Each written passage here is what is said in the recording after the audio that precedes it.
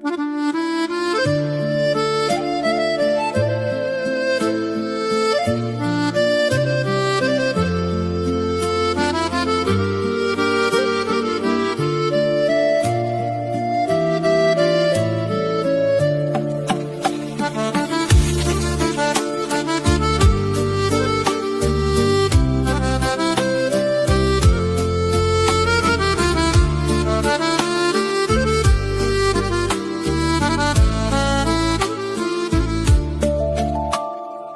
kış bir yurt düşke kireminem, Balaşakta bulgan kunakta, Yurt karşında kuva küseydi, Uralanıp betken kolmakka.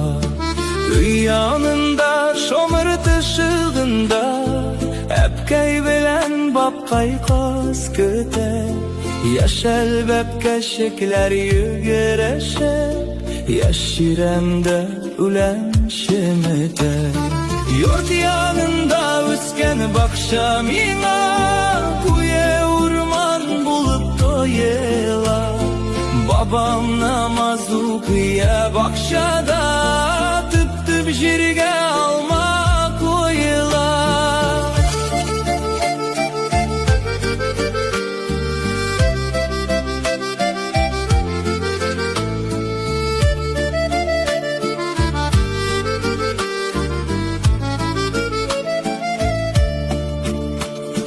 Düşemde de sizem şul almanın, Eyge sen hep kalgan huş isen, Balaşaknın isen indi disen, Alma istediğimi ni disen.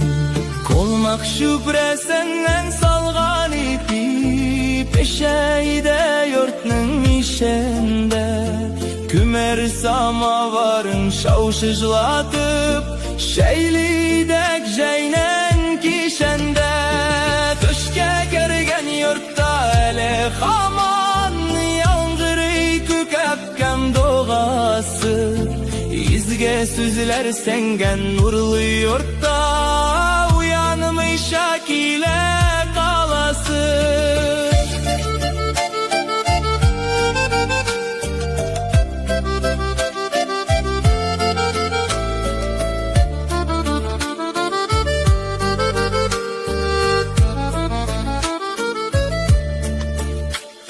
Nindiyamlı bulgan Balaşaknın, Şoşu yurtta uzgan mizgele, Nige iken töşte rahat mina, Ev yangaş küngeli kele.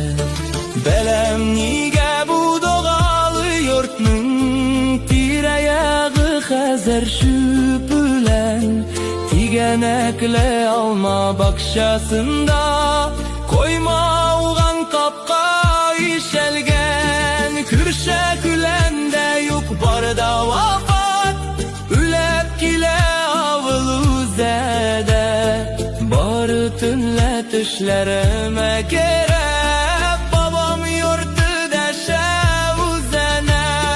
Kürşe külende yok barda vafat, Ülep kile avılı zede, Barı tünle tüşlerime kerep, Babam yurdu deşe